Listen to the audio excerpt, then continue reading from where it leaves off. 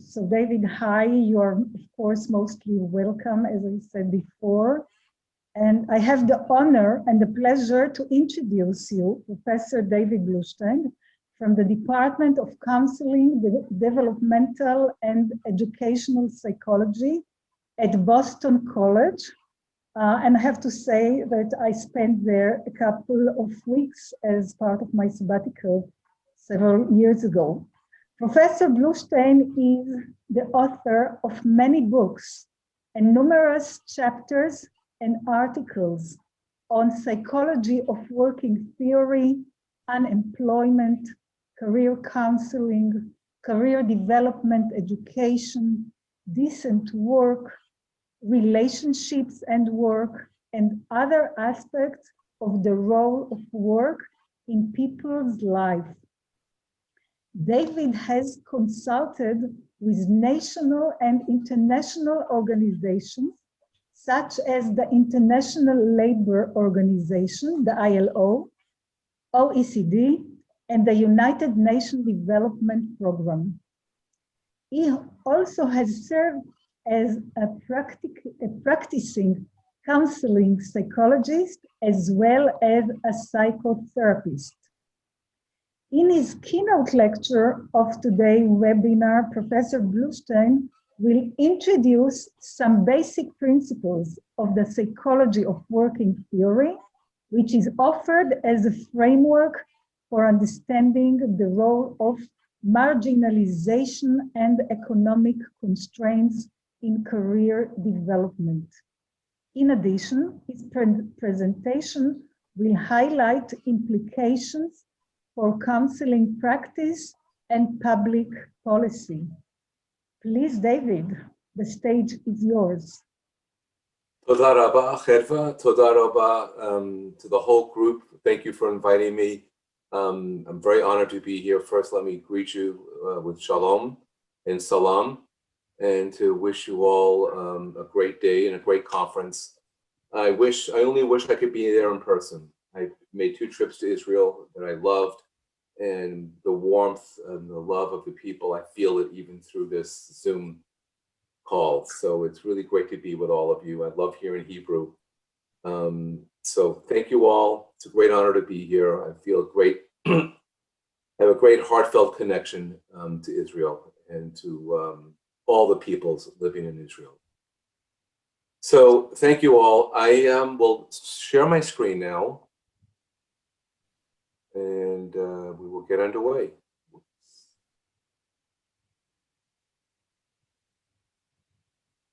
Okay, so I'm excited about this presentation. I'm going to present on the promise of psychology of working theory, and I'm going to focus on marginalization, which I know is one of the emphases of this conference.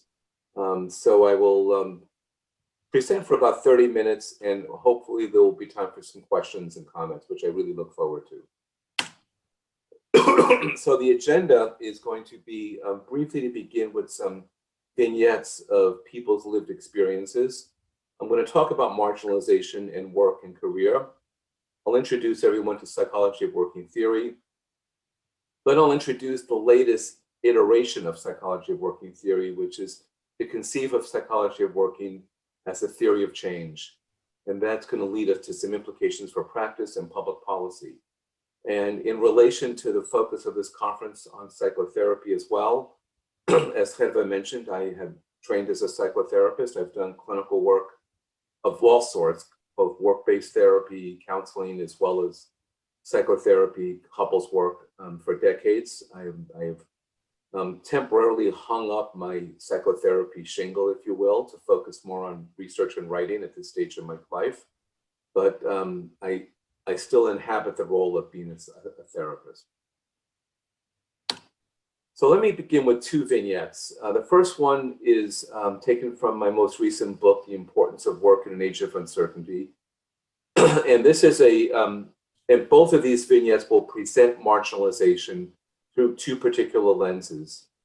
In this book, we actually, I used interviews, in-depth interviews, qualitative research of interviews of 58 people across the United States This interview, which sadly wasn't done by myself, it was done by one of my graduate assistants, was one that has stayed with me for many years.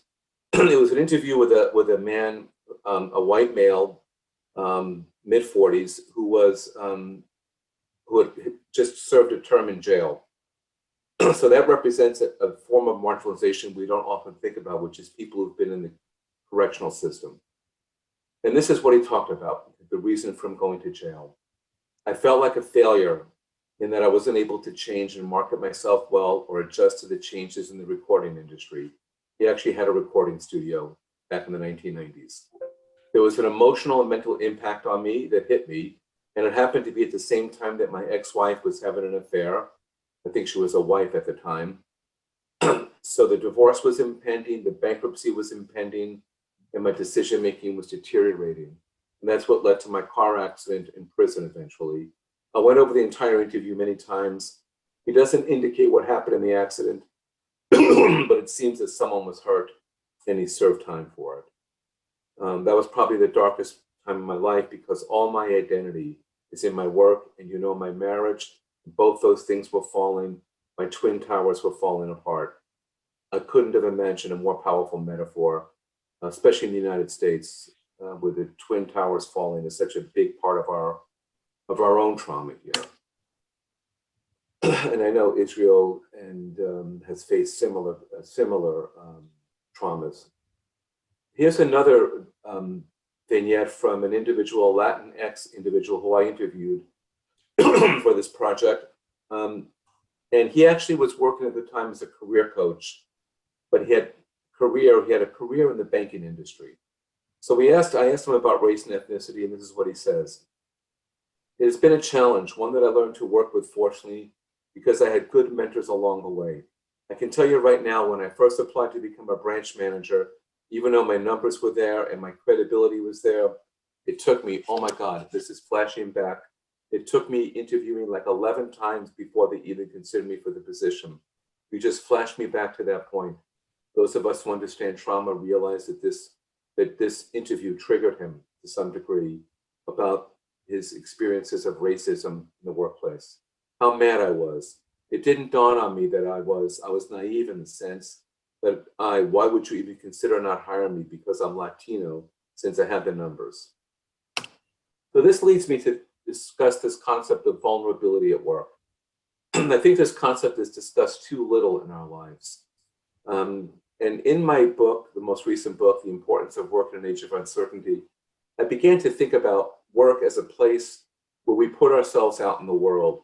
And the other place we put ourselves out in the world is in relationships.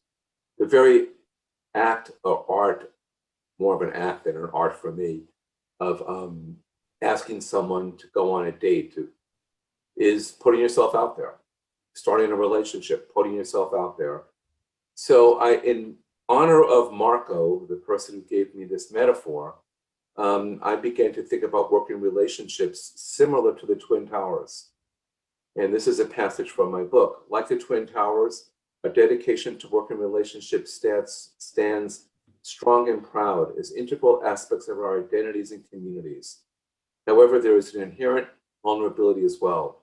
Much as these Twin Towers stood up to great heights, they were open to the unexpected twists and turns of life. So let me close this particular part of my presentation by thinking about the nature of career development as a process, the nature of engaging in work. And I think the area of work, studying work within the framework of psychology, within the framework of any social science, and within the framework of psychotherapy, it's really a field that is about us and the world. So if you look at this painting, you can see people out there engaging in life. When we're working, we're engaged in the world. We're engaged in the world outside of our family. We're dealing with people who we may not have chosen to spend time with.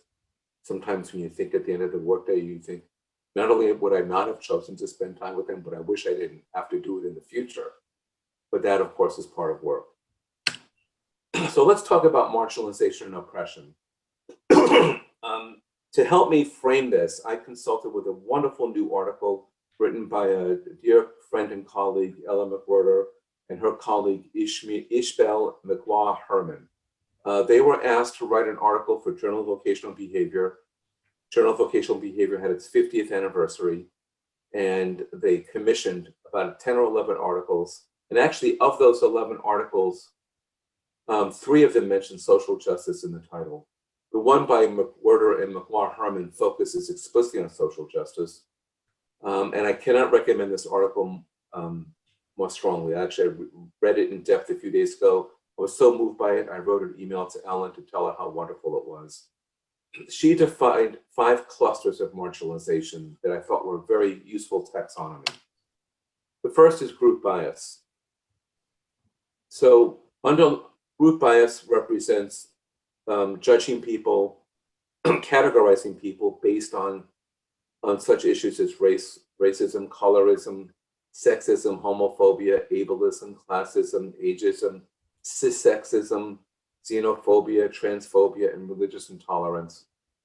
I know the whole world was affected by the police murder of George Floyd, and I think it was a catalyst in the United States and I think in other nations to really, really dig deep into our souls to look at, for each of us, where we are on this spectrum of white privilege. And I know this is an issue in Israel as well. So I think this issue of group bias is certainly a major aspect of marginalization. Another aspect of marginalization is the forced movement of people. I collected new data following on the McWhorter-McLaughlin article. So in 2020, over 80 million people were forcibly displaced due to persecution, conflict, violence, and human rights violations. This is a record, by the way. All these numbers went up in 2020, I think for obvious reasons because of the pandemic, but in some ways, these processes were problematic well before the pandemic. The next form of marginalization is extreme poverty. Extreme poverty is defined as living on less than United States dollars, $1.90 per day. Any of you who've been to the US know that $1.90 would not last you long at all. In fact, you could not buy a cup of coffee in most places for $1.90. This level of poverty affects nearly 10% of our global population, and it's a tragedy. And it's one of the reasons, each of these issues I'm raising are the reasons why I get up in the morning and I feel motivated to continue the work I've been doing, because I feel such a deep commitment to try to help people who've been on the margins. Unemployment. We know we've all struggled with unemployment terribly during the pandemic. The global rate of unemployment has gone up in 2020. The global rate was actually 6.5%. It's actually not as high as I thought it would be. And I think in some ways, I think there's some statistical anomalies in how they count unemployment. But it did go up about 0.5 percentage point from 2019 to 2020. So these are the 5 types. Oh, here's the fifth. The 5th type of marginalization is the lack of decent work. I heard Hedva mention decent work in her opening presentation. It might have been one of the only things I understood. I do have understanding of a few Hebrew words, but not when they're delivered very fast in a sentence. Not even fast, just delivered in a sentence. So decent work is a concept, it's an aspirational goal, an agenda, if you will, that has been promoted by the International Labor Organization. And the symbol on the right, the icon on the right, is actually from the Sustainable Development Goals, which has been adopted by the United Nations. And it's their set of goals to reduce global poverty. And they have incorporated the ILO's decent work agenda into their agenda, which is a very important notion that the ILO's policies are being used by other multinational groups. Decent work is an aspirational goal, and decent work, as you look at this, does not reflect the kind of career development goals that a lot of us who've been trained in vocational psychology think about. It basically captures the baseline of what is important, what are the fundamental rights that people are entitled to in the workplace. And I think this is a very good summary of what the ILO has put forth in terms of how they define decent work. So let me present now on psychology of working, which is what I considered it's a way to combat marginalization, a way to marginalize marginalization through this not so new lens now. I mean, this book I'm showing you here came out in 2006. Amazingly, this book is still selling. Leads me to believe I should revise it because I don't even know what I wrote there anymore, but people seem to still be buying it. So this idea of psychology of working it's actually been catalyzing inside of me about 10 to 15 years before I published the book. It's a way of thinking about work and career that has a number of fundamental assumptions. And here are some of the core assumptions, not all of the assumptions. I'm not going to read them. I'll just point out the main issues here. That work is central to life and also to mental health. David, may I interfere for a second? Yes. People are asking, can they get these slides afterwards? Of course. Okay. Yes. Okay, thank you. Thank you very much. Okay. Yeah, you don't have to take notes. I'll send the slides to everyone. Okay, thank you. אני מציעה שמעכשיו והלאה, כי כולם שואלים, מעכשיו והלאה שהמנחות תגדנה מראש אם הם יקבלו את המצגת או לא. כולם הביעו בעצם רצון, דיוויד לא שאלנו, אבל בסדר. אוקיי. Okay, we say there? Mm-hmm. Okay, good. Okay, so these are the assumptions. Work and non-work experiences are connected. One of the main goals of psychology of working is to include everybody who works and who wants to work. My critique of career development is, while it wasn't explicitly marginalizing people who were not middle class, and within the US, not middle class and white, in a de facto way, it did. Not intentionally, again. I don't think that the theorists, many of whom I'm close friends with, thought of this as their goal. I think it was a latent effect, and I think actually the field has benefited, even if people don't adopt psychology of working per se. I think the field has benefited from this critique and from this broader perspective. And I also mentioned here that psychology of working can be framed as a theory of change. I'm foreshadowing this point, which I'll come back to toward the end. So another core assumption is that working has the potential to fulfill fundamental core needs. I'm not the first person to develop a taxonomy like this. In some ways, it's similar to Maslow's taxonomy, and there's a few other taxonomies in the study of work and career. But this was a simple taxonomy that I think captured the major needs of work. First one is the need for survival and power. By power, I mean the capacity to make change in one's life, kind of engage in agentic action. The second cluster focuses on needs for relatedness and social contribution. And the third focuses on self-determination, which would capture the traditional aspirations of the career development enterprise, of helping people to find jobs of meaning and purpose that are personally related to who they are, their interests and values. So then, let me just back up here. For the first 10 years, from 2006 to 2016, the work basically existed as a framework or as a conceptual scaffolding, if you will, to understand the role of work in people's lives. 2016, my colleagues and I came out with a theory. And I like to present the beginning of this theory. As you can see, what I did is bring in 3 younger colleagues, each of whom adds a tremendous amount to this project. And in fact, I did this intentionally because one of the pieces I've read a number of years ago was the theories that have been sustained in psychology of those where there's a succession plan, where there's proteges. And it was very important for me to pick these particular folks. So actually back in Coimbra, Portugal, I know a few people on this call, Gali Cinnamon has been there with us at a conference. We had a series of conferences there. We had a conference in 2014.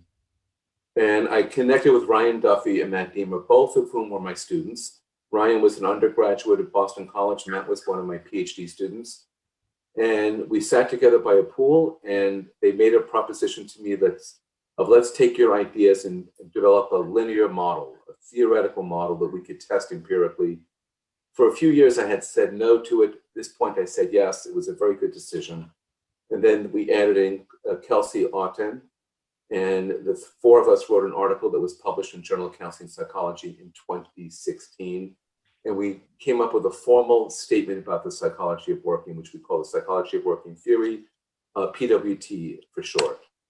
And the goals are to capture the full scope of work and career, to understand how people manage work, even though they face very intense macro level systemic factors. And it's also clearly an interdisciplinary field theory, as you'll see from this next slide. This is the model that we developed, and this is published in the Journal of Counseling Psych article.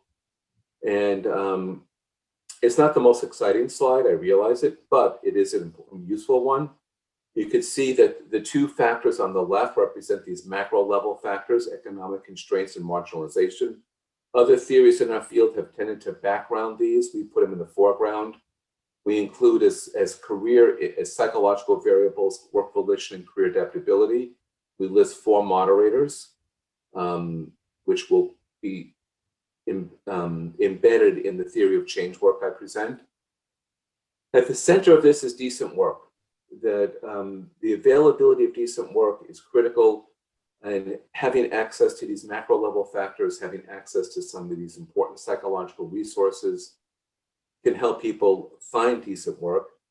And with these kinds of pieces in place, people can then meet their needs that working can fulfill, and the optimal outcomes include work fulfillment and overall well-being. Hence this integration with broader mental health and psychological issues.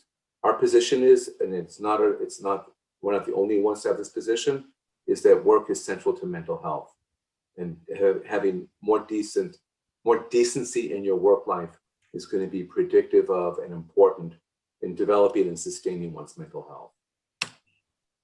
So let me just discuss the interventions, and we're going to go now further into the area of interventions.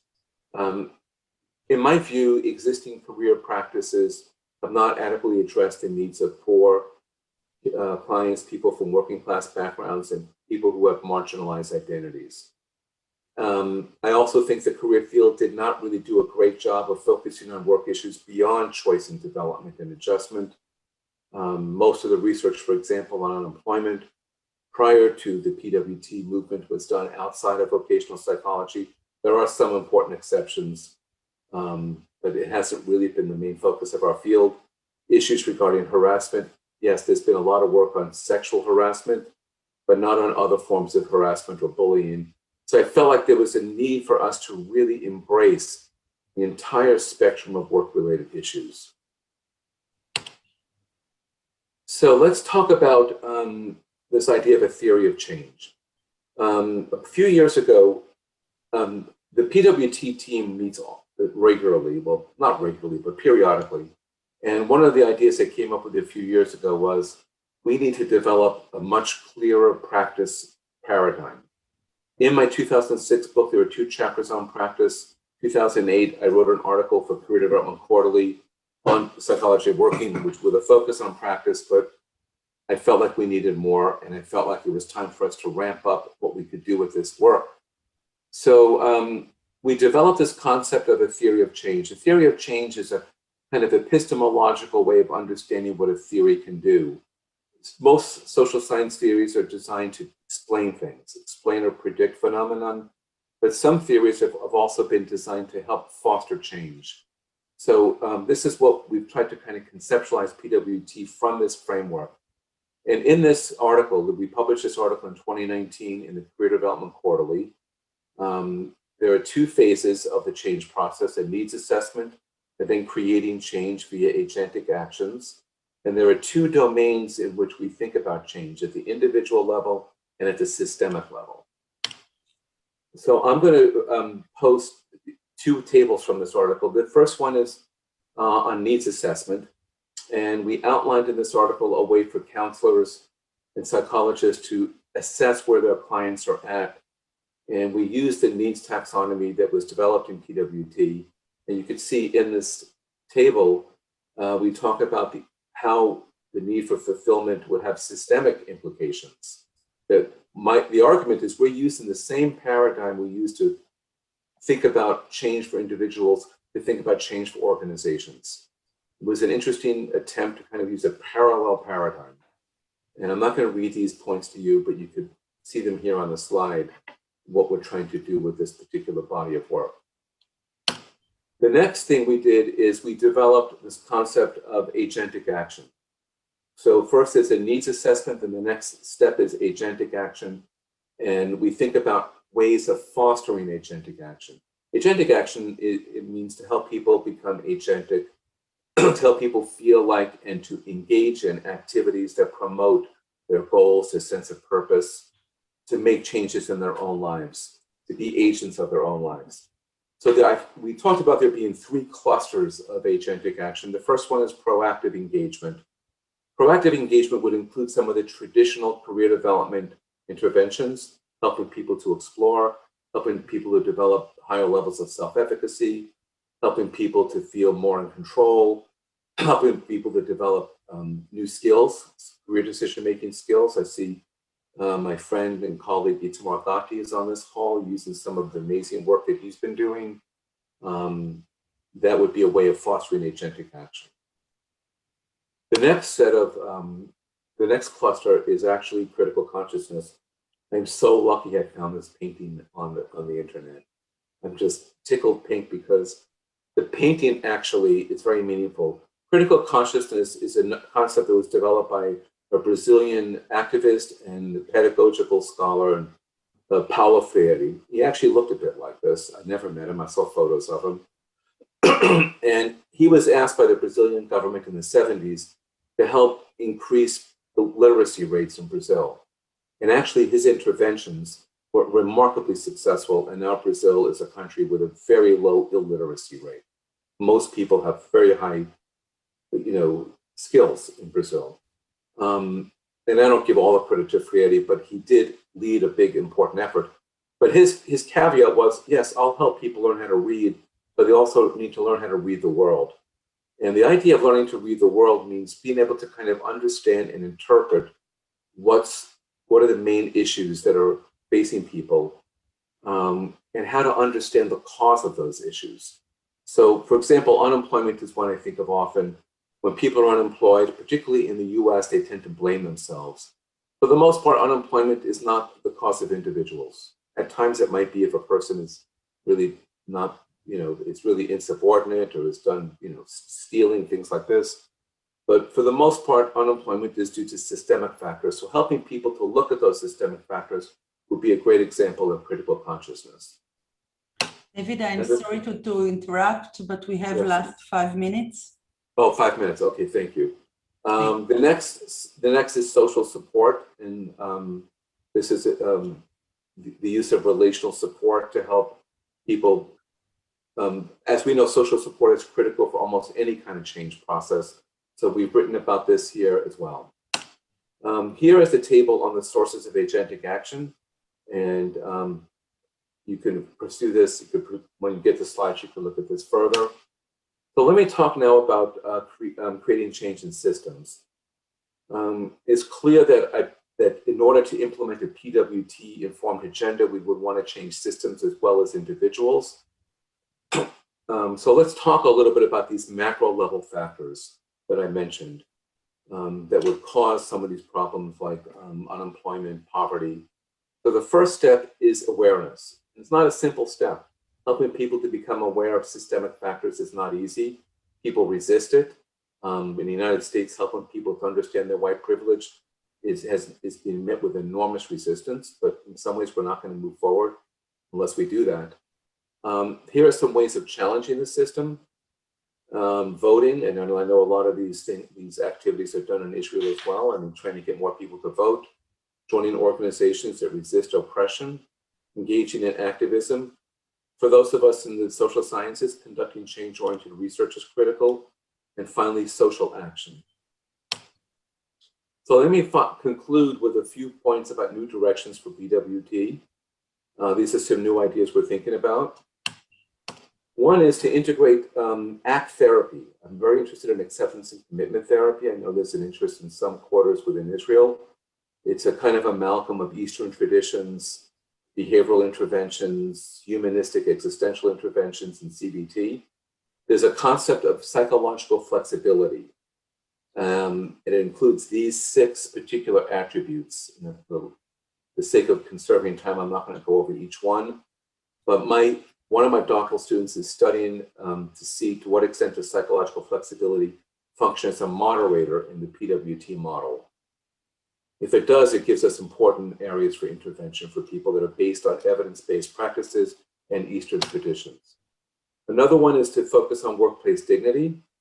Here we think, I've been studying dignity for the last few years. Dignity is an inherent natural aspect of being alive in the world. In some ways, what the world does is kind of compromise our dignity. We kind of get beaten down in the world, and one way is to feel less dignified. And that's an area I'd like to include as well. And finally, my thank you. So, Toda Rabba, thank you for your time and attention. I give you here my email address. Interested in following my Twitter, there's the Twitter handle. And I think we have time for a few questions. Is that correct? Mm-hmm. Yes, correct. Okay, so we invite some questions. If you can just, David, take off your, okay, great. So we can see us all. We have some time for questions from the audience, but I must say that I couldn't help thinking about your wonderful concepts, and I couldn't agree more with these concepts. And on the other hand, you hear yesterday about Amazon workers and Jeff Bezos working in sweatshops, and people are very, very angry about him. So how you can use, what are your suggestions for really impact social and systems, as you said, because it seems to be such a gap that, taking these concepts, it's really, really tough. Well, okay, the Amazon question, let me respond to that. That's a big complication. A number of people in my family are boycotting Amazon. During the height of the pandemic, I didn't, in part because Amazon here in the US kept us going. I ordered groceries from Amazon. I ordered health, things I needed, like Band-Aids. I mean, I ordered everything. Amazon is also in Israel? Yes, all of us are using these wonderful messengers and things. People are coming over in the COVID. It was wonderful, but they seem to be a very exploiting company. It is, and I think at this point, I'm at the point where I'm boycotting Amazon. And I know boycott's a complicated concept. I'm not saying that boycott always is the right intervention, but in this case of a company that is so abusive to its workers, I'm trying hard not to. I mean, sometimes I have to get something from Amazon, but I'm going to bookstores again.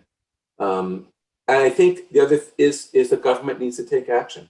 The worker protections have been stripped in the US. I do follow Israeli politics a lot, and I know they've been stripped in Israel to some, not as much as here, but the neoliberal movement started in the 80s, stripped worker protections. And that's why Jeff Bezos could go in and exploit these workers. Mm-hmm. But it's been horrible. I taught an undergrad class on psychology of work. I had the students watch a video about how the workers were treated in Amazon. They were shocked. Yes. So yeah, we have to take action. It's going to require shared action and shared responsibility and shared sacrifice. So yeah, it's easier for me to order a book from Amazon than to drive 20 minutes and park but I do like going to bookstores. But it's a required sacrifice for us, and also for us to lobby our political leaders that they need to take action. We need to be united, all of us. Are there any questions? I see people in the chat dealing with the concept. How do we translate the decent work in Hebrew? So we can talk about it later. But are there any questions people want to ask now? אני יכולה להגיד שגם אני התלבטתי לגבי התרגום של decent work, אז יכול להיות תנאי עבודה הוגנים, עבודה מכבדת, עבודה ראויה, לפעמים אין לנו את התרגום המדויק, אבל זה הולך בכיוון הזה, וזה כמו שדייוויד אמר, זה באמת עבודה שמספקת את הצרכים המאוד בסיסיים, שמזכירים את המדרג צרכים של מאסלו. David, we deal with the terminology of decent work in Hebrew. How can we call it? We don't have an exact translation. Ken, Efrat. I think Benny has a question. Yes. Or answer. מלכה גם? אוקיי, אז בני ואז מלכה, לדעתי לא יהיה זמן ליותר מזה. נכון. Can I just respond quickly to the question about how to define decent work? And Benny, I'll want to get to your question. You have a scholar in your midst, Rachel Gali-Cinnamon, who's, to me, one of the intellectual leaders in understanding the concept of decency and decent work. I would have asked Gali how to understand decency from an Israeli perspective. She really knows as well. Benny, good to see you. I hope it's a decent question too. Thank you. All your questions are decent. You seem to have noticed that we've had a year and more of Corona, and I'm putting that on the template of your emphasis on change, theory of change. And we have like a great laboratory here for examining change and what is going on. I'm sure a lot of people who have been marginalized have used this unfreezing of the situation to advance themselves, and some have gone back. Have you tried to understand what's going on with these marginalized populations, given the crisis that we've gone through? Yeah, it's a great question. I think I could speak from the US context. In our country, our marginalized communities have, I mean, in some measure due to coronavirus, well, one thing is we've realized in the US that the people who are marginalized were not getting the same level of care for COVID, were much more likely to get the disease because in some ways they were forced to work out in the world, and a lot of us were able to work from home. It did lead to the summer of 2022, the protests. And I think these protests have made a big difference.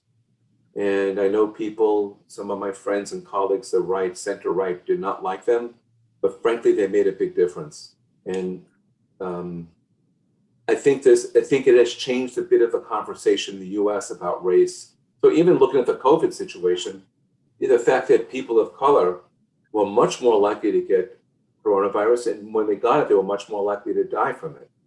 Mm-hmm. It was a way to really understand the pervasive impact of disparities. So I think the marginalized communities are feeling more empowered, in part because they need to be. Because really, during the previous administration, no one came to their help. And the Biden administration is very different, a very different culture here in the US. It's a day and night difference, and I think there's a greater sense of hope, I feel, but also we have a very vibrant and aggressive right wing in the United States. I'm sure all of you are aware of it. Mm-hmm. We don't know what's going to happen with them. They're a little scary. They're a little scary. Yeah. Scary. Sorry, we have time for last short question, Malka, because we are... שאני אגיד בעברית. אוקיי. קצת עם התרגום, אם יהיה צורך. טוב. כל מה שרציתי זה בעצם להתייחס ל-decent work, שאני רואה אותה כמוערכת, בעלת ערך, מכבדת. יש עוד הרבה, בואי נגיד, הרבה דרכים לבטא את זה, אבל זה בעיקר משהו שנותן איזושהי תחושה של אני שווה משהו, ושרואים את זה, שמעריכים את זה.